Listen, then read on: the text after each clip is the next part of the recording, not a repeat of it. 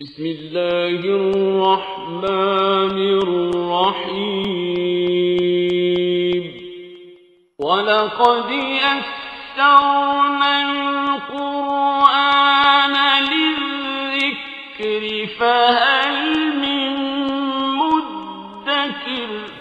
السلام علیکم ورحمۃ اللہ۔ الحمدللہ وکفیٰ وسلام علی عبادہ الذین اصطفیٰ، اما بعد فاعوذ باللہ من الشیطان الرجیم، بسم اللہ الرحمن الرحیم۔ قال ادخلوا فی امم قد خلت من قبلکم من الجن والانس فی النار کلما دخلت امۃ لعنت اختها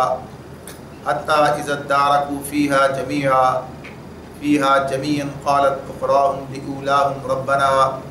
ربنا هؤلاء اضلونا فآتهم عذابا ضعفا من النار قال لكل ضعف ولكن لا تعلمون۔ فرمایا اللہ رب العالمین نے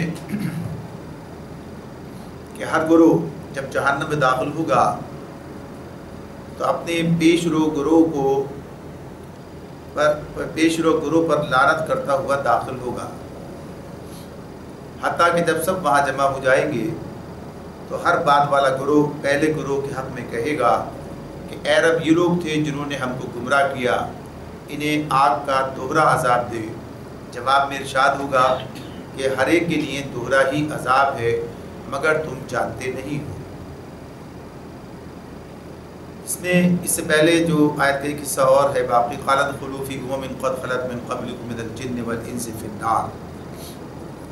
اللہ فرمائے گا کہ جاؤ تم بھی اسی جہنم میں چلے جاؤ جس میں تم سے پہلے گزرے ہوئے گروہ جنوں جا چکے ہیں۔ اس کے بعد پھر یہ بات ہوگی کہ ہر گروہ جب جہنم میں داخل ہوگا تو اپنے پیش رو گروہ پر لعنت کرتا ہوا داخل ہوگا۔ یہ صورتحال اس کا تذکرہ قرآن مجید میں اس مقام پر کیا گیا ہے۔ یہ مضمون کئی مقامات پر ہمارے سامنے آتا ہے، اور اس میں جو بات ہمارے سامنے واضح ہو کر آتی ہے وہ یہ کہ آج جو لوگ ایک دوسرے کے ممد و معاون بنے ہوئے ہیں اور ایک دوسرے کی پیروی کر رہے ہیں، ایک دوسرے کا ساتھ دے رہے ہیں، کل یہی لوگ آپس میں جھگڑیں گے حشر کے دن، اس لیے کہ جب سب انجام اپنا سامنے دیکھیں گے تو ہر گروہ دوسرے گروہ کو یہ الزام دے گا اس کی وجہ سے ایسا ہوا ہے، ان کی وجہ سے۔ تو اس میں جو بنیادی بات اس مقام پر سامنے آ رہی ہے وہ یہ ایک تو بات یہ کہ ایک دوسرے پر لعنت کریں گے، جھگڑا کریں گے، یعنی کوئی کسی کے لیے کہیے کہ ہمدردی کا جذبہ کسی میں نہیں ہوگا بلکہ غصہ ایک دوسرے کے اوپر ہوگا، اور ایک یعنی جو لوگ بڑے بنے ہوئے تھے خصوصیت سے وہ زیادہ ان کے غصے کا ہدف ہوں گے، ان کی وجہ سے ایسا ہوا ہے، انہوں نے ہمیں جو ہے گمراہ کیا ہے۔ یا پہلے والے لوگ جن کے پیچھے لوگ چلے پیروی کی، ان کے بارے میں کہ اگر یہ ایسے نہ ہوتے تو ہم بھی ایسے نہ ہوتے، اگر انہوں نے نہ کیا ہوتا تو ہم بھی ایسا نہ کرتے۔ تو اسی لیے بعد والا گروہ پہلے والے گروہ کے حق میں کہے گا کہ اے رب، یہ وہ لوگ تھے کہ جن کی وجہ سے ہم گمراہ ہوئے، لہٰذا انہیں آگ کا دوہرا عذاب دیا جائے، یعنی ہمیں گمراہ کرنے کا عذاب بھی ملے۔ تو اس میں یہ بات ایک واضح حقیقت کے طور پر سامنے آتی ہے کہ ہر گروہ کسی کے آگے ہے تو کسی کے پیچھے ہے، یعنی کسی کا خلف ہے تو کسی کا سلف ہے، یعنی خلف پیچھے آنے والا اور سلف جو ہے وہ آگے رہنے والا، یعنی ان کے بعد بھی جو لوگ آ رہے ہیں وہ ان سے جو ہے رہنمائی حاصل کر رہے ہیں۔ اگر یہ کسی سے انہوں نے گمراہی سیکھی تھی تو کسی نے ان سے گمراہی سیکھی ہے، تو اس اعتبار سے گویا کہ یہ ایک سلسلہ جو جاری ہے گمراہی کا، تو اس کے جو نتائج ہیں وہ سب کے حق میں اسی طرح نکل رہے ہیں۔ یعنی خود کسی کے ذریعے گمراہ ہوئے تو اسے تو جو گناہ ملے گا گمراہ کرنے کا اور خود گمراہ رہنے کا، تو ایسی انہوں نے اپنے بعد والوں کے لیے گمراہی چھوڑی ہے تو انہیں بھی اسی طرح کا معاملہ ہوگا۔ تو اسی لیے اللہ تعالیٰ کہتے ہیں ہر ایک کے لیے دوہرا ہی عذاب ہے مگر تم جانتے نہیں ہو، یعنی اس بات کو یہاں پر اس طریقے سے سمجھ نہیں رہو کہ جیسے کہ واقعہ کے طور پر سامنے آتی ہے۔ آدمی اپنے بارے میں سوچتا ہے کہ ہم سے پہلے والوں کا معاملہ، تو اس اعتبار سے تفہیم القرآن میں اس پر بڑا طویل نوٹ لکھا گیا ہے۔ اسی بات کو واضح کرنے کی کوشش کی گئی ہے کہ لوگوں کے سامنے یہ بات واضح کی جائے کہ اگر کسی گمراہی کو انہوں نے اختیار کیا ہے اور آنکھیں بند کر کے کسی کی پیروی کر لی ہے، تو یہ بات سوچ لیں کہ جو ان کے پیچھے آنے والے ہیں اگر وہ بھی ان کی پیروی کریں گے جیسے کہ عموماً ہوا کرتا ہے، تو یہ ان کا حصے میں سے بھی ان کو بھی گویا کہ یہ کہ عذاب ملتا چلا، یعنی گناہ ملتا چلا جائے گا، اس کا نتیجہ عذاب ہوگا۔ یعنی یہ ایک سلسلہ ہے جو ایک دوسرے کے ساتھ میں لگا رہے گا، اور بہرحال جیسے صدقہ جاریہ کی بات ہوتی ہے تو ایسے ہی گویا کہیے کہ یہ گناہ جاریہ بن جائے گا۔ تو اس اعتبار سے یہ بات جو اس کے اندر بتا دی گئی ہے۔ تو اس معاملے میں یہ بات کہ کس کے ذریعے سے کتنے اثرات پھیلے، یعنی اس پر یہی تفصیلی بات اس حوالے سے کی گئی ہے کہ دنیا میں کسی عمل کا نتیجہ پورا کا پورا سامنے آ جائے یہ ممکن نہیں ہے، یعنی اس سے یہ استدلال بھی کیا ہے۔ ایک بات تو یہ ہو گئی وہاں کے بارے میں، لیکن یہ استدلال کہ دنیا دارالعمل ہے، یہ دارالجزا نہیں بن سکتی، اس لیے کہ دنیا کے قوانین دوسرے ہیں، آخرت کے قوانین دوسرے ہیں، یعنی وہاں کے معاملات دوسرے ہوں گے۔ یہاں پر تو معاملہ یہ کہ ایک آدمی گویا کہیے کہ کوئی اس کا عذاب کا شکار ہو جائے یا کوئی سزا اسے دی جائے اور پتہ چلے گا کہ وہ تھوڑی دیر کے بعد زندگی ختم ہو جائے گی، یعنی اگر موت کی سزا دے دی جائے تو مر جائے گا، ایک دفعہ مر کے بعد ختم ہو جائے گی۔ لیکن حشر کا میدان ایک ایسا میدان ہے، حشر کا بعد جو اگلی زندگی ہے اس کا معاملہ اس طرح کا ہے کہ اس میں اللہ تعالیٰ نے لامتناہی زندگی اور پھر اس کے اندر عذاب کے لامتناہی سلسلے جو ہے وہاں پر رکھیں، یعنی کوئی شخص مرنے بھی نہیں پائے گا، یعنی نہ جیے گا نہ مرے گا، یہ کیفیت ہوگی، جلے گا اور مسلسل جلتا رہے گا، یہاں تو کوئی آدمی جلا منٹوں کے اندر بلکہ لمحوں کے اندر، جیسی آگ ہے ویسا معاملہ۔ جہنم جیسی اگر دنیا میں ہو تو ڈالتے ہی لمحہ بھر میں ختم ہو جائے گا، معاملہ ختم ہو جائے گا اس کا، تو ایسا نہیں، یعنی جہاں کسی کو فرنس میں ڈال دیا جائے تو آپ دیکھیں لمحہ لگتا ہے اور آدمی ختم ہو جاتا ہے۔ تو یہ معاملہ تو دنیا کا معاملہ ہے، لیکن آخرت کی آگ کا معاملہ کیا ہے؟ یعنی یہاں کی فرنس جو ہے دنیا کی بھٹیاں اس کا مقابلہ نہیں کر سکتی، لیکن وہاں پر آدمی اس کے اندر جائے گا لیکن ختم نہیں ہوگا۔ تو یہ بتایا کہ نئی کھال پیدا کر دے گا اور بیک وقت ایک ہی لمحے کے کتنی مرتبہ یہ کام انجام پا رہا ہوگا۔ تو بہرحال یہ اللہ تعالیٰ نے وہاں کے جو قوانین بنائے اس کے نتیجے میں ایک انسان اپنے اعمال کا جو حقیقی بدلہ ہے وہ وہاں پر پائے گا۔ تو یہاں پر اس کے اعمال کے جو اثرات ہیں یہ اس کے بعد کب تک چلے، کہاں تک پھیلے، کسی نے اگر کسی گمراہی کی بنیاد رکھی ہے تو یہ گمراہی کہاں تک چلی جائے گی، یعنی معاملات ہیں۔ اسی اعتبار سے مثالیں دے کر یہ بات سمجھائی گئی ہے کہ جیسے کوئی ایک شخص جنگ کی آگ بھڑکاتا ہے، ایک شخص جنگ کی آگ بھڑکاتا ہے اور وہ جنگ کی آگ بھڑکاتا ہے، ایک تو یہ جنگ جو ہمارے سامنے جنگ عظیم بھی ہوئی ہے یہ بھی سامنے، یعنی اس کے اندر لاکھوں انسان جو ہے مارے گئے، یا گویا کہیے کہ اس کے نتائج آج تک چلے آ رہے ہیں۔ اگر یہ جو ایٹم بم استعمال کیا گیا اس کے اثرات سے آج تک وہ خطہ نہیں نکل سکا، یعنی صورتحال جو ہے، تو اس کے جو اثرات بعد کی نسلوں اور کہاں تک چلے جا رہے ہیں، کیا کیا اس کے نتائج ہیں، اور پھر یہ جو سارے ہتھیار ایجاد کرنا اور پھر اس کے معاملات، یہ ساری چیزیں جو ہے اس کو فروغ دینا، بنانا، یہ سارے معاملات کرنا، تو یہ جو لوگ جو اس سارے گویا کہیے کہ بدامنی کے ذمہ دار ہیں، جو اس سارے کے ساری خرابی و فساد کے ذمہ دار ہیں، اس کے اثرات جانے کہاں تک کتنے بڑھتے ہیں، تو یہ تو بہرحال اپنے عذاب کا کوئی یعنی سزا کا کوئی حصہ جو ہے دنیا میں نہیں پا سکتے۔ اس کے لیے تو لازماً وہی طریقہ کار جو اللہ تعالیٰ بیان فرماتے ہیں جہنم کے بارے میں کہ وہی ان کے گویا کہیے کہ جرائم کا حقیقی بدلہ جو ہے وہاں پر ہو سکتا ہے، یعنی جو شخص لاکھوں انسانوں کے قتل کا سبب بنا ہے، جو لوگ لاکھوں لوگوں کی زندگی جو ہے برباد کر دینے کا سبب بنا ہے، ان کو بے خانمہ کر دینے کا، اور کتنے سارے معاملات اس کے نتیجے میں جو کچھ بھی ہوا کرتے ہیں، تو ظاہر سی بات اس کے اثرات پھر ایسے ہی ہونے چاہیے۔ تو یہ ایک بالکل گویا کہ یہ سمجھ میں آنے والی بات ہے کہ دنیا میں دنیا کے اندر جیسے لوگ سوچتے ہیں کہ دنیا میں اچھا برا سب سامنے آ جائے، تو دنیا میں یہ بات ممکن نہیں ہے۔ دنیا میں یہ بات کہ ایک آدمی کو اس کے عمل کا پورا بدلہ مل جائے، ایسی نیکی کا معاملہ بھی ہے کہ جن لوگوں نے نیکی کی خاطر اپنی پوری زندگی لگا دی اور پھر اس نیکی کے جو اثرات اور نتائج دنیا کے اندر پھیلے اور جو اس کے اثرات بعد میں دنیا کے سامنے آئے، ظاہر سی بات ہے لامتناہی سلسلہ اس کا بھی ہے۔ اب آپ دیکھیے دین جو آج ہمارے پاس موجود ہے، تو یہ دین جن لوگوں کی محنتوں سے یہاں تک پہنچا ہے، جن کی کوششوں سے رسول سے لے کر اور صحابہ کرام اور اس کے بعد کے لوگ تابعین جنہوں نے اپنی پوری زندگی لگائی، اور اس کے اثرات پھر وہ جو اتنے بڑے اس انداز میں پھیلے کہ آج دنیا جو ہے وہ اسلام کے بارے میں جانتی ہے اور لوگ عمل کرتے ہیں، تو ان کو بھی اس کے نتائج کا حصہ ملے گا۔ یعنی جو اس طرح جو ہے کہ جسے ہم صدقہ جاریہ کے بارے میں تو عام طور پر جانتے ہی ہیں، تو یہ معاملات اس اعتبار سے بھی ہے کہ صرف آدمی سوچتا ہے اچھا جس سے لوگوں نے فائدہ اٹھایا، کنواں بنوا دیا تو سمجھا یہ صدقہ جاریہ ہے، درخت لگوا دیا، مسجد بنوا دی، کتب دینی جو ہے وہ فراہم کر دی، یہ بھی صدقہ جاریہ ہے۔ لیکن اسی کے ساتھ ساتھ جن لوگوں نے اللہ کے دین کو دنیا کے اندر پھیلایا، لوگوں کو دین کی طرف بلایا اور نسلوں کی نسلیں جو ہیں پھر مسلمان ہو گئی، ملکوں کے ملک مسلمان ہو گئے، اب ان کی بعد کی ساری نسلیں مسلمان ہیں، تو یہ سارے ظاہر ہے جن لوگوں نے اس کی بنیاد رکھی تھی انہیں اس کا اجر ضرور ملے گا۔ تو اس اعتبار سے یہ بات بھی کہ یہ جو اللہ تعالیٰ بتاتے ہیں کہ یہاں پر دنیا بھی چیزیں ممکن نہیں ہے، تو وہاں کے حوالے سے یہ بات بتائی گئی کہ ہاں دونوں کو جو ہے اس طرح سے، یعنی تو عذاب کے حوالے سے بات نہیں آئی، تو ضمناً بات آئی ساتھ میں صدقہ جاریہ کے حوالے سے۔ تو دنیا کے اندر یہ آج ان کے اعمال کا بدلہ نہیں، کل جو ہے آخرت میں ملے گا۔ وقالت اولاہم لاخراہم فما کان لکم علینا من فضل فذوقوا العذاب بما کنتم تکسبون۔ اب اسی صورتحال کا ایک دوسرا رخ بیان کیا، فرمایا اور پہلا گروہ یعنی جس نے گمراہ جو کرنے کا سبب بنا تھا، جس نے گمراہ کیا، اور پہلا گروہ دوسرے گروہ سے کہے گا اگر ہم قابل الزام تھے تو تمہیں کو ہم پر کون سی فضیلت حاصل تھی، اب اپنی کمائی کے نتیجے میں عذاب کا مزہ چکھو۔ یعنی یہ بات کہ ٹھیک ہے کہ ہم نے جو ہے یہ کام کیا، تمہیں گمراہی کی طرف دعوت دی، لیکن تمہارے اپنے اندر گمراہی کی طلب موجود تھی، تم خود گمراہ ہونا چاہتے تھے، تمہیں خود جو ہے کہیے کہ گمراہی پسند آتی تھی، یعنی دعوت تو حق کی بھی موجود تھی اور دعوت جو ہے وہ گمراہی کی بھی موجود تھی، اب انتخاب تمہارا اپنا تھا۔ تو اگر تم نے حق کی دعوت کو چھوڑ کر گمراہی کی دعوت کو قبول کیا ہے تو ظاہر سی بات ہے کہ اس میں تم جو ہے بے قصور تو نہیں قرار پاؤ گے،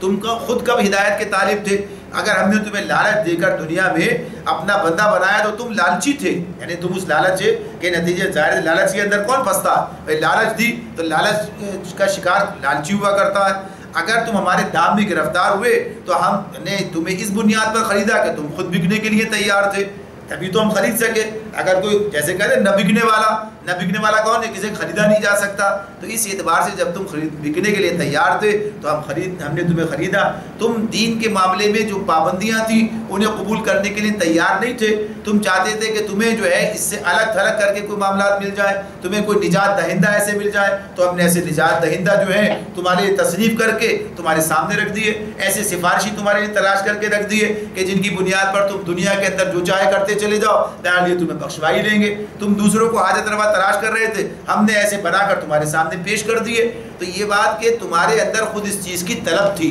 تم خود یہ کام کرنا چاہتے تھے، لہٰذا ہم نے وہ سارا کام کیا، پیش کیا، تم نے آگے بڑھ کر اسے قبول کر لیا۔ لہٰذا ذمہ داری صرف ہمارے اوپر نہیں ہے، تمام ذمہ دار نہیں ہے، بلکہ تم بھی اس کے ذمہ دار ہو۔ تو اس اعتبار سے یہ بات بالکل واضح ہے، دنیا میں بھی واضح ہے، کوئی آدمی بھی اس بنیاد پر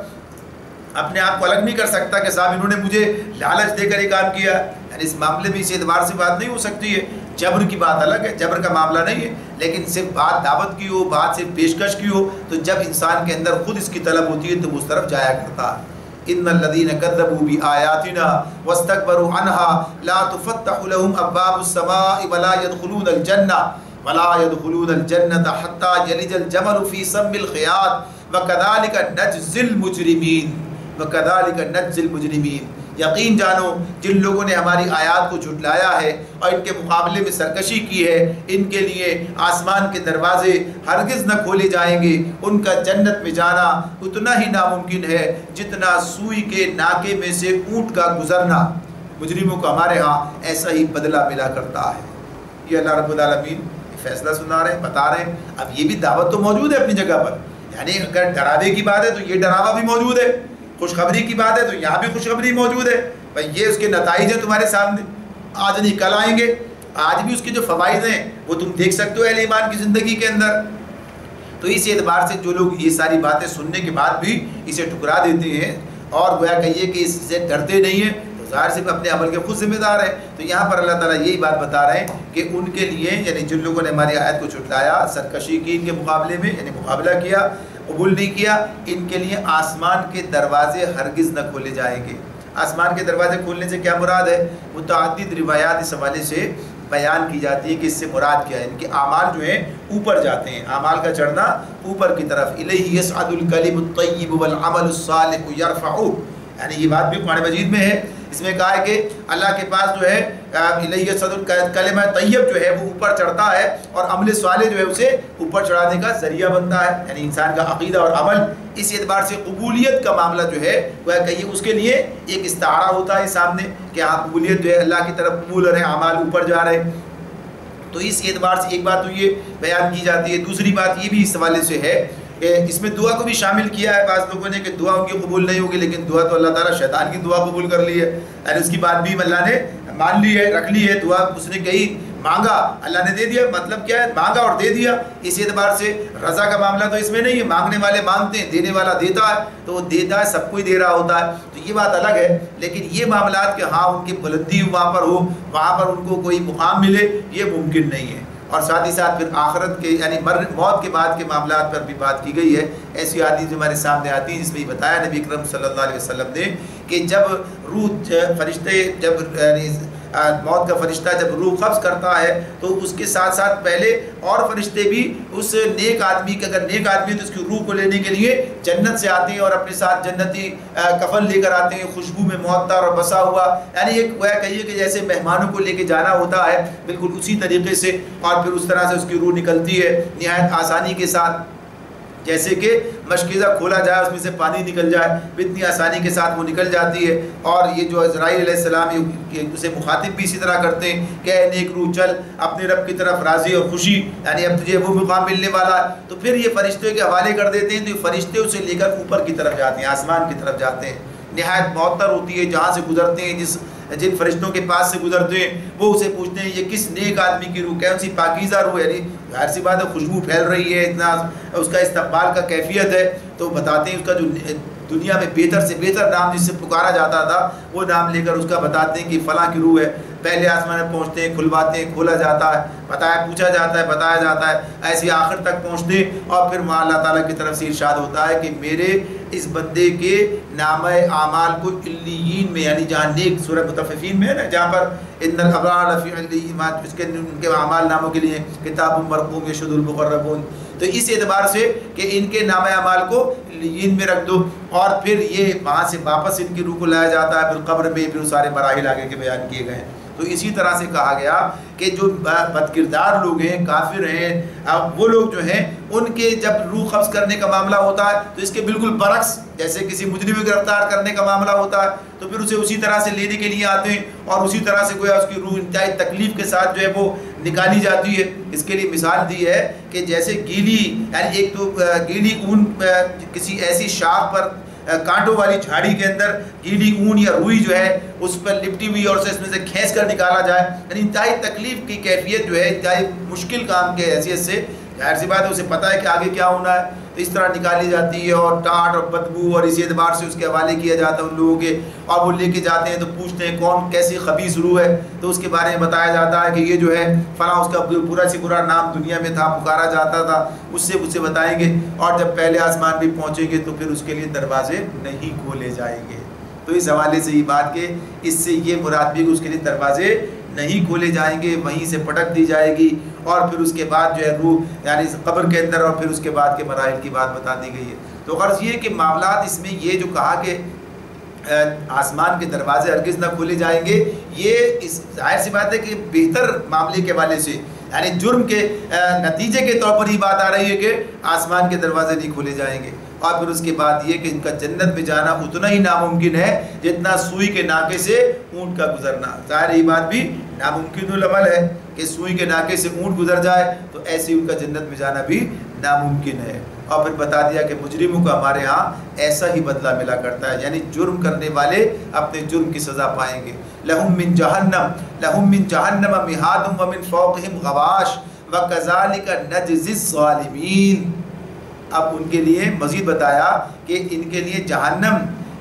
جہنمی کا بچھونا اور جہنمی کا اوڑھنا، یہ جو کہا جہنم مہاد ویسے تو کہتے ہیں جس کے اندر جیسے گود ہے، گود جس کے اندر آدمی ہوتا ہے اس کے اندر، تو بچھونا اس سے مراد لیا جا، اور غبا جس کے اندر ڈھانک دیا جاتا ہے، غاشیہ جس سے حلتا کا حدیث الغاشیہ، چھا جانے والی، ڈھانپ لینے والی، تو یہ اوڑھنا بچھونے کے معنوں میں یہاں پر مہاد اور غواش کی بات آئی کہ یہی جہنمی کا اوڑھنا اور بچھونا، یعنی ہر طرف آگ ہی آگ ہے۔ وَكَذَلِكَ نَجْزِي الظَّالِمِينَ، یہ ہے جزا، وہ جزا جو ہم ظالموں کو دیا کرتے ہیں۔ پہلے کیا کہا تھا؟ نجزی المجرمین، یہاں کیا کہا؟ نجزی الظالمین، یعنی یہ کیفیات ہیں جو بدل رہی ہیں اس حوالے سے، یعنی مشرک بھی ظالم ہوتا ہے، ظلم کے تو اور بھی معاملات ہیں، لیکن ساتھ ساتھ یہ کہ اس اعتبار سے بھی ہے، اور مجرم کے جرائم بھی الگ الگ قسم کے نوعیت کے ہو سکتے ہیں، تو یہ سب کو اللہ نے جمع کر دیا۔ والذین آمنوا وعملوا الصالحات لا نکلف نفسا الا وسعها اولئک اصحاب الجنہ هم فیہا خالدون۔ بخلاف اس کے جن لوگوں نے ہماری آیات کو مان لیا ہے اور اچھے کام کیے ہیں، اور اس باب میں ہم ہر ایک کو اس کی استطاعت کے مطابق ہی ذمہ دار ٹھہراتے ہیں، وہ اہل جنت میں سے ہیں، وہ اہل جنت میں ہیں جہاں وہ ہمیشہ رہیں گے۔ یہ اللہ تعالیٰ ساتھ ہی ساتھ اہل ایمان کے نیک لوگوں کی بات ہی بیان کرتا ہے، یعنی دونوں چیزیں پہلو کو پہلو ساتھ ساتھ چلتی ہیں۔ تب یہاں پر ان لوگوں کے بارے میں کہ جن لوگوں نے ان آیات کے معنی پہلے تو انکار کرنے والے تھے، سرکشی کرنے والے اس کے مقابلے میں، دوسرے اس کو ماننے والے اور مان کر عمل کرنے والے، یعنی عمل صالح کی بات بھی ساتھ ہی کہی، ان الذین آمنوا وعملوا الصالحات۔ اور پھر یہ جو جملہ یہاں پر کہا لا نکلف نفسا الا وسعها، یہ بات بھی پیچھے بھی گزر چکی ہے، پیچھے پڑھ کر ہم آ چکے ہیں، آگے بھی یہ بات آئے گی ہمارے سامنے، یہاں اللہ تعالیٰ پھر دوہرا رہے ہیں۔ تو اس کا مطلب یہی ہے کہ یہ معاملہ کہ دین ایک تو آسان اللہ نے بنایا ہے، یعنی معاملہ اس طرح کا نہیں ہے کہ انسان جس وزن کو اٹھانے کی سکت ہی نہیں رکھتا وہ وزن اس کے اوپر رکھ دیا گیا، وہ ذمہ داری اس پر ڈال دی گئی جس ذمہ داری کا بار اٹھانے کے لائق ہی نہیں ہے۔ تو ایسا نہیں ہے، اللہ کا یہ نظام ہی نہیں ہے، یہ قانون ہی نہیں ہے، یہ بات ہے۔ اور دوسری بات یہ بتا دی گئی اس حوالے سے آسانی کی بات یہ بھی ہے کہ تمہیں اپنے ذمہ داری کو اپنی بساط پر پورا کرنا ہے، باقی تم سے یہ مطالبہ نہیں ہے کہ جو کام تم نہیں کر سکتے تمہارے اختیار کی بات نہیں وہ بھی کر کے دکھاؤ، اللہ تعالیٰ ایسا کوئی کسی سے مطالبہ نہیں کیا کرتا۔ بس انسان کو دیکھنا یہ ہوتا ہے کہ میری ذمہ داری اور میری استطاعت ان دونوں کے درمیان جو کہیے کہ حق اس کا ہے، یعنی جو توازن کی بات ہے وہ پوری ہونی چاہیے۔ ایسا نہ ہو کہ میں اپنی استطاعت کا غلط تصور لے کر اور اپنی ذمہ داری سے پیچھے رہ جاؤں۔ تو لا نکلف نفسا الا وسعها، پھر بات کہہ دی کہ یہ لوگ جنت جانے والے ہیں، اصحاب الجنہ، اور پھر ہمیشہ اس کے اندر رہیں گے۔ وَنَزَعْنَا مَا فِي صُدُورِهِم مِّن غِلٍّ تَجْرِي مِن تَحْتِهِمُ الْأَنْهَارُ وَقَالُوا الْحَمْدُ لِلَّهِ الَّذِي هَدَانَا لِهَذَا وَمَا كُنَّا لِنَهْتَدِيَ لَوْلَا أَنْ هَدَانَا اللَّهُ لَقَدْ جَاءَتْ رُسُلُ رَبِّنَا بِالْحَقِّ وَنُودُوا أَن تِلْكُمُ الْجَنَّةُ أُورِثْتُمُوهَا بِمَا كُنتُمْ تَعْمَلُونَ۔ اللہ تعالیٰ فرماتے ہیں کہ ان کے دلوں میں ایک دوسرے کے خلاف جو کچھ کدورت ہوگی اسے ہم نکال دیں گے، ان کے لیے نہریں بہتی ہوں گی۔ یہ ایک بات اس کے اندر یعنی آیت کو کے حصے کر کے دیکھتے ہیں تو اب یہاں پر جو بات اس میں ہمارے سامنے آتی ہے وَنَزَعْنَا مَا فِي صُدُورِهِمْ، یعنی ان کے دلوں کے اندر، ان کے سینوں میں، ان کے دلوں میں کوئی نزاع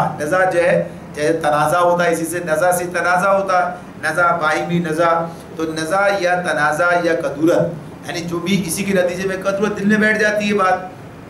تو یہ بات اللہ نے بتائی کہ ان کے دلوں میں ایک دوسرے کے خلاف جو کچھ کدورت ہوگی اسے ہم نکال دیں گے۔ یعنی اس کا مطلب یہ ہوا کہ ایسا بھی ہو سکتا ہے، یعنی نیک لوگوں کے معاملے میں کہ ایسا بھی ہو سکتا ہے کہ آپس میں کوئی اختلاف پیدا ہو جائے، اور وہ اختلاف جو ہے اپنی اپنی جگہ پر اپنے آپ کو درست سمجھتے ہوئے یہ اختلاف، دیکھیے ایک تو اختلاف ہوتا ہے کہ جو غلط بنیادوں پر ہوتا ہے، یعنی ایک آدمی دوسرے کو نقصان پہنچانا چاہتا ہے، فائدے حاصل کرنا چاہتا ہے، اس نے کیوں حاصل کر لیا مجھے کیوں نہیں ملا، یعنی اس بنیاد پر ہوتے ہیں۔ ایسے بھی تنازعات ہوا کرتے ہیں، اور جن کی بنیادی گناہ پر ہوتی ہے ان کا معاملہ تو ظاہر سی بات ہے کہ لوگوں کے لیے نہیں ہے، حسد کی بات، کینے کی بات، بغض کی بات، اس کا تعلق اس سے نہیں ہے۔ کدورت سے مراد کیا ہے؟ یعنی کسی بھی معاملے میں ایک رائے ان کی ایک رائے ان کی ہو سکتی ہے، اپنی اپنی رائے کے اندر سختی بھی ہو سکتی ہے، اس کے اندر گویا کہیے کہ حد سے تجاوز بھی کسی مرحلے میں ہو سکتا ہے۔ یعنی اب اس کی مثال میں جو ہمارے سامنے آتی ہے بات، عام طور پر اس آیت کے حوالے سے یہ بات بھی نقل کر دی جاتی ہے، یہاں تفہیم میں بھی موجود ہے، اس میں یہ بات کہی گئی کہ اس آیت کو پڑھ کر حضرت علی رضی اللہ تعالیٰ عنہ نے یہ بات کہی کہ مجھے امید ہے کہ اللہ میرے اور عثمان اور طلحہ اور زبیر کے درمیان بھی رضی اللہ تعالیٰ علیہ مجمعین کے درمیان بھی صفائی کرا دے گا اس دن، یعنی اس آیت کے حوالے سے۔ اب ظاہر سی بات ہے کہ ان کے بارے میں ہماری کیا رائے ہے، ان کے بارے میں کہ یہ جو کچھ بھی ان کا تنازع تھا، اور تنازع کتنا بڑا کہ جنگ تک نوبت پہنچ گئی، یعنی ہر ایک اپنے آپ کو حق بجانب سمجھ رہا تھا، یعنی یہ معاملہ ایسا نہیں تھا کہ یہ دونوں جو ہے ان میں سے کوئی بھی جو تھا اس معاملے میں حق بجانب نہیں سمجھ رہا تھا، بلکہ جانتے ایک تو ہوتا ہے نا مجھے پتا ہے کہ یہ حق تو ان کا ہے، لیکن اب مجھے چونکہ بہرحال حاصل خود کرنا ہے لہٰذا جھگڑا کر رہے ہیں۔ تو ایک تو بات یہ، دوسری بات یہ کہ نہیں میں اپنی جگہ اپنے آپ کو حق پر سمجھتا ہوں، آپ اپنی جگہ اپنے آپ کو حق پر سمجھتے ہیں، بات اس قدر آگے بڑھ جاتی ہے یہاں تک نوبت آ جاتی ہے۔ عرض یہ کہ یہ ایک مثال ہے، اس سے سمجھ اس کی طرف ہم بات نہیں کر رہے اس کے بارے میں بات ہو رہی ہو، بلکہ بات صرف اتنی ہے کہ ایسا ممکن ہے، ایسا ہو سکتا ہے، جب اللہ تعالیٰ خود کہہ رہے ہیں کہ ایسا ہے کہ ہاں وَنَزَعْنَا مَا فِي صُدُورِهِم مِّن غِلٍّ، یعنی اگر ان کے دلوں کے اندر کوئی جو ہے ایسی چیز کدورت موجود ہوگی تو ہم اسے نکال دیں گے۔ یعنی اللہ تعالیٰ یہ ظاہر سی بات ہے کہ نیک نیتی کی بنیاد پر ہی معاملات کی بات ہو رہی ہے، نیک نیتی کی بنیاد پر ہی معاملات کی بات ہے۔ حالانکہ اس کے بارے میں یہ بھی کہا ہے، مفسرین نے اس طرح بھی نقل کیا ہے، اسے مفتی شفیع رحمۃ اللہ علیہ نے بھی اس پر بات کرتے ہوئے کہا ہے کہ ایک دوسرے کے خلاف جو شکایات و انتقام یہ سب چیزیں نمٹا دی جائیں گی اور یہ سارے معاملات ہوں گے، لیکن جو آیت کی جو بنیادی اس سے بات سامنے آتی ہے وہ یہاں پر سزا کا تصور نہیں آ رہا اس کے اندر کوئی، یعنی وہ تو بدلہ جو دلوانے کی بات ہے نا کہ میرا ان کے اوپر نکلتا ہے کسی یا کس کے اوپر نکلتا ہے، یہ سارے معاملات ہیں، تو وہ معاملات تو بالکل الگ نوعیت کے ہیں کہ جس کے اندر کسی کا بدلہ یعنی اس کی نیکیاں لے کر اس کو دے دی جائیں، بعد میں اس کا گناہ اس پر ڈال دیا جائے، تو یہ تو معاملات ذرا آگے کے۔ یہاں تو اللہ تعالیٰ جنت میں جانے والوں کی بات کر رہے ہیں کہ جنت میں وہ جائیں گے اور اس سے پہلے ان کے دلوں کو صاف کر دیا جائے گا، یعنی مطمئن ہو کر کے جا کر وہاں دیکھیں گے تو ایسا نہیں ہوگا دیکھو یہ بھی آ گیا جنت کے اندر میرے ساتھ ہی ساتھ، بلکہ ایسا نہیں ہوگا، یہ ہوگا کہ ہاں ٹھیک ہے ایک دوسرے کے بارے میں کوئی اس طرح کا تصور تھا تو ختم ہو جائے گا۔ اول تو ظاہر سی بات ہے کہ جس کے حوالے سے تناظر میں جو بات آتی ہے وہ واضح کر رہی ہوتی ہے کہ یہ نیک لوگ ہیں، انہوں نے اپنی اپنی دانش میں جس چیز کو درست سمجھا اس پر کام کیا۔ آگے فرمایا وقالوا الحمد للہ الذی ہدانا لہذا، وقالوا الحمد للہ الذی ہدانا لہذا، بڑی بات ہے جو اس کے اندر ہمارے سامنے آ رہی ہے۔ اللہ تعالیٰ فرماتے ہیں کہ جب وہ لوگ جنت میں چلے جائیں گے تو جنت میں جا کر وہ کیا کہیں گے کہ شکر اور تعریف اللہ ہی کے لیے، الحمدللہ الحمدللہ، شکر کی بات بھی ہے تعریف کی بات بھی ہے کہ اللہ ہی کے لیے تعریف ہے، الذی ہدانا لہذا، جس نے ہمیں یہ راستہ دکھایا، یعنی جنت تک پہنچ گئے، الذی ہدانا لہذا، اس کا راستہ اس نے دکھایا ہمیں تو ہم یہاں پر پہنچ گئے۔ وما کننا لنہتدی لولا ان ہدانا اللہ، ہم خود راہ نہ پا سکتے تھے اگر اللہ ہماری رہنمائی نہ فرماتا، اللہ ہماری رہنمائی نہ کرتا تو ہم یہ خود سے خود جنت میں نہیں پہنچ سکتے تھے۔ یعنی یہ بات جو ہے لقد جاءت رسول ربنا بالحق، ہمارے رب کے بھیجے ہوئے رسول واقعی حق ہی لے کر آئے تھے، جو باتیں وہ بتا رہے تھے وہ ساری کی ساری ہمارے سامنے آ رہی ہیں۔ تو اس معاملے میں یہ جو بات اس حوالے سے جو سامنے آتی ہے کہ جو بات کہتے ہیں وہ، اور اس موقع پر یہ سارے جو نتائج سامنے آئے ہیں اور جو نعمتیں انہیں حاصل ہو رہی ہیں، تو ان نعمتوں کے حاصل ہونے کے بعد یہ ایک دلی کیفیت کی بات، ایک تو بات ہوتی ہے نا ایک آدمی جب کوئی اسے گویا کہ یہ کہ بدلہ مل رہا ہے، اسے کوئی اجر مل رہا ہے، کامیابی، تو کہے بھائی بڑی محنت کی تھی میں نے اس کے لیے، بڑا میں نے، اور یہ تو صاحب ایسے آسانی سے تھوڑی ملا کرتا، اور ایسے اور ایسے، اور ہم نے یہ، یعنی اپنے اوپر جو ہے وہ نثار کرتا ہے، فخر کرتا ہے اپنے بارے میں، غرور نہ بھی کہیے لیکن فخر کی بات ہوتی ہے، اور یہ کہ میں نے یہ کیا، میں نے وہ کیا، اور اس طرح، یعنی سب کچھ میں کے اندر جو ہے وہ ڈوب جاتی ہے۔ تو یہاں پر یہ بات سامنے آ رہی ہے کہ یہ کیفیت نہیں ہے ان کی کیفیت کیا ہے؟ بھائی ہم کیا، ہماری بساط کیا، ہماری اوقات کیا، یعنی ہمارے، یہ تو اللہ کا فضل اور اس کا کرم ہے کہ اس نے ہمیں اس راستے پر چلا دیا، اور یہ واقعہ ہے، یعنی واقعہ یہی ہے، وہ جنت میں جا کر یہ کہیں گے، لیکن آج بھی یہی بات ہے یہ کہ اگر آج ہم نیکی کے راستے پر ہیں، اگر اللہ نے ہمیں اس طرف لگا دیا ہے تو یہ اللہ کا فضل ہے، اس کی مہربانی ہے، تو اسی اعتبار سے یہ معاملہ ہے۔ تو یہاں پر تو وہ جنت میں جا کر بھی یہ بات کہیں گے کہ یہ جنت کی بات ہے کہ جنت میں جو ہمیں یہاں پر تک ہم پہنچے تو یہ راستہ، یہ ہدایت اللہ کی طرف سے ہمیں ملی ہے، اور اس کی شکر اور اس کی حمد و ثنا کی بات جو ہے اسی اعتبار سے کہ وہ کہتے ہیں کہ اللہ کے فضل سے بھی جو ہے یہ کچھ ملا ہے، اور ہم خود سے اپنی ذاتی طور پر کوشش سے یہ سب چیزیں نہیں پا سکتے تھے۔ اب اگر آگے جو بات آتی ہے، آگے اللہ تعالیٰ فرماتے ہیں وَنُودُوا أَن تِلْكُمُ الْجَنَّةُ أُورِثْتُمُوهَا بِمَا كُنْتُمْ تَعْمَلُونَ، اس وقت ندا آئے گی کہ یہ جنت جس کے وارث تم بنائے گئے ہو، تمہیں ان اعمال کے بدلے میں ملی ہے جو تم کرتے رہے تھے۔ یعنی اللہ کی طرف سے بات کیا ہے؟ یہ تو بندے کی طرف سے بات ہے کہ اپنے اظہار کرتا ہے، اللہ تعالیٰ کیا ہے، جیسے بات آتی ہے اللہ قدر کرنے والا ہے، شکر کے معاملے میں آئی تھی اللہ کے قدر کرنے والا ہے، قدردانی کرتا ہے، تو اس معاملے شاکرن علیمہ کی بات تھی، تو اللہ انسان کے چھوٹے سے چھوٹے عمل کی بھی قدر کر رہا ہے، کہے گا کہ ہاں تم نے بہرحال میری بات مانی، تم نے میری اطاعت کی، تم اس راستے پر چلے جو میں نے تمہارے سامنے رکھا تھا، رسول جو بات دعوت لے کر آئے تم نے اسے قبول کیا، تم نے رسول کی پیروی اختیار، لہٰذا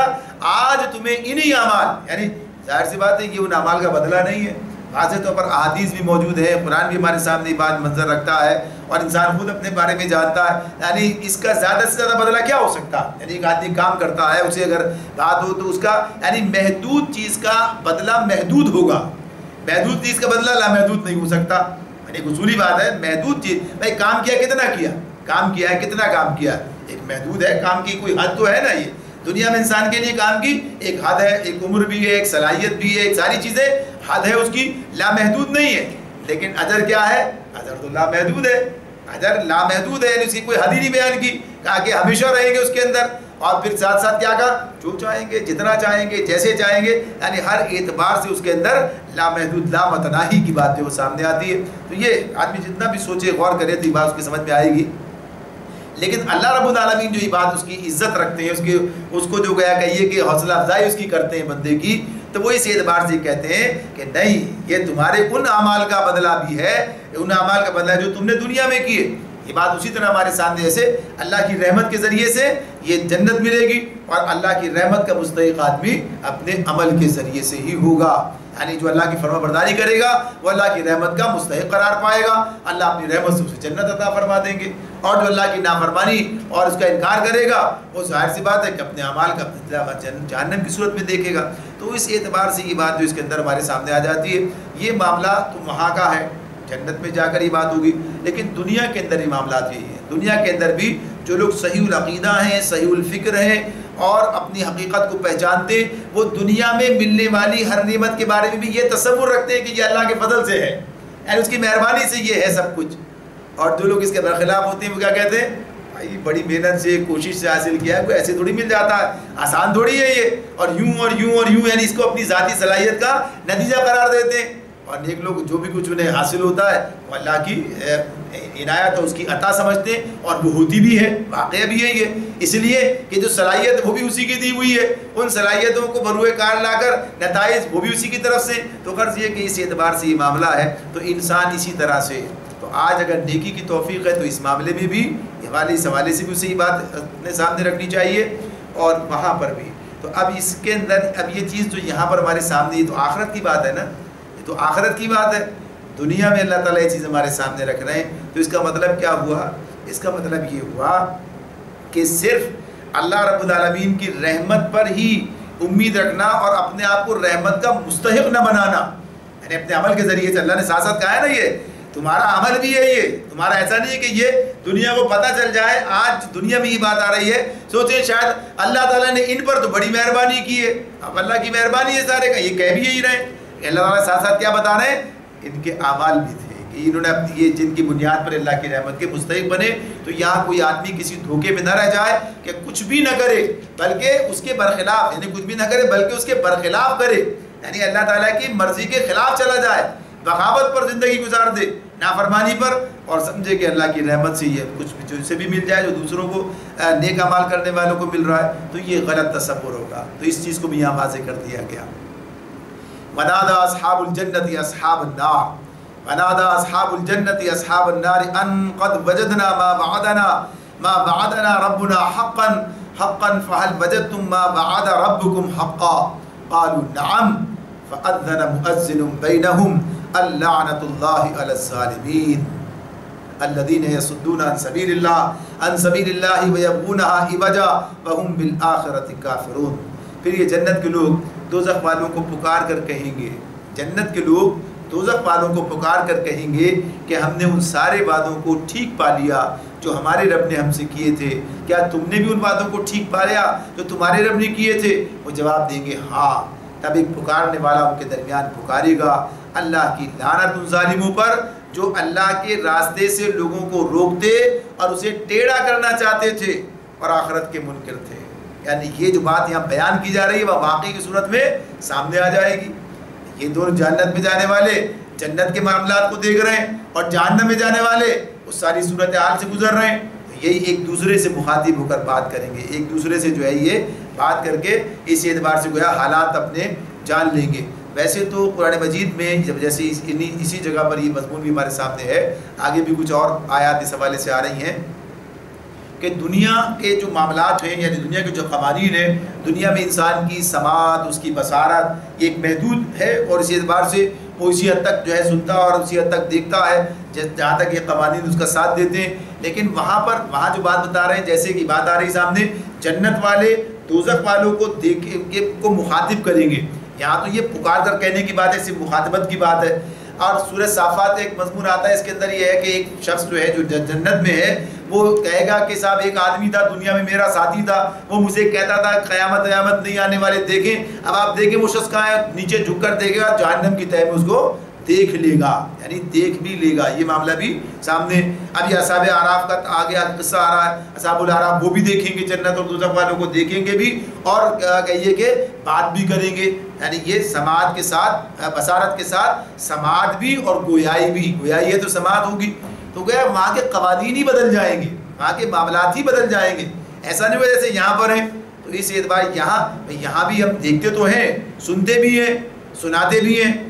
یعنی بولتے بھی ہیں، لیکن یہاں آلات کے ذریعے سے یہ کام ہم کرتے ہیں۔ یعنی آج بڑی آسان سی بات ہے، کوئی مشکل کام نہیں ہے کہ آپ دنیا کے کسی بھی خطے سے کسی آدمی کو مخاطب بھی کر سکتے ہیں، اسے دیکھ بھی سکتے ہیں، لیکن یہ معاملہ کیا ہے؟ آلات کی مدد سے۔ اللہ آلات کو بیچ میں سے نکالتے ہیں تو ظاہر سی بات ہے کوئی نام، یہ تو بات سمجھ میں آ رہی ہے بالکل۔ اسی اعتبار سے آج کے دور میں، آج کے حالات میں تو غرض یہ کہ یہ وہاں کے قوانین ہی مختلف ہوں گے، اس سے کہیں زیادہ آلات کے علاوہ بھی، اور یعنی انسان کے بس میں نہیں ہوگا جو آج دنیا میں وہ سب کچھ وہاں پر ہوگا۔ تو اس اعتبار سے یہ بات کہ یہ کیفیات ان کو وہاں پر پتہ چل جائیں گی، اور جنت والے بھی دوزخ والوں کی کیفیت کو دیکھ لیں گے۔ یہاں تو پکار کر یہ بات ہے پوچھیں گے، اور وہ کہیں گے آپ بالکل وہی کچھ ہو رہا ہے جو بتایا گیا تھا، وہی سب کچھ عذاب ہے، وہ سارے مسائل ہیں، اور جنت والوں کو بھی وہ دیکھ رہے ہوں گے کیا نعمتیں نہیں مل رہی ہیں، کیا مزے ان کے لگے ہوئے، یعنی اس اعتبار سے وہ بھی دیکھ رہے ہوں گے۔ تو گویا یہ سارے معاملات اسی اعتبار سے ہیں کہ انسان کو وہاں پر آخرت میں نیک لوگوں کو، جنت والوں کو دوزخ میں دیکھ کر احساس ہوا کتنی بڑی مصیبت سے بچ گئے ذرا یہ عمل کر کے، اور جہنم والوں کو ایسے حسرت ہوگی کہ دیکھو کس مصیبت میں ہم پھنس گئے، اور ذرا یہ کام ہم نے نہ کیا، نہ مانا، تو یہ صورتحال ہے۔ تو اس میں اللہ نے خصوصیت سے جو بات اس کے اندر کی ہے وہ کیا ہے؟ خدا کی لعنت ان ظالموں پر جو اللہ کے راستے سے لوگوں کو روکتے اور اسے ٹیڑھا کرنا چاہتے تھے اور آخرت کے منکر تھے۔ یہ تین چیزیں جو ہیں بڑی بنیادی اہمیت کے حامل جو اللہ نے اس مقام پر کہی ہیں۔